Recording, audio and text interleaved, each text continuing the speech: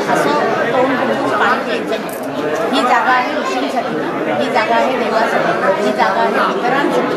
आणि हे जे आहे ना हे हाताची अशी ओंजळ इथे द्रोण करायचं आणि मग मान वर करायची. फक्त घाटी ओली राहिली पाहिजे, पोटात पाणी जाण्याची अपेक्षा नाही. बुरकानेही मारायचा आणि तुम्ही हाताला हात लावा. केशवाय नमः असा हात धरायचा असा आणि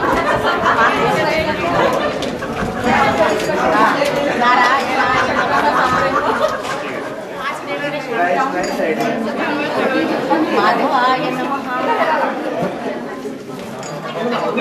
गोविंदाय नमः. चौथाळी हातावर सोडायचा. आता हात जोडून बसायचा, हात पुसायचा टॉवेलला, हात जोडून बसायचा.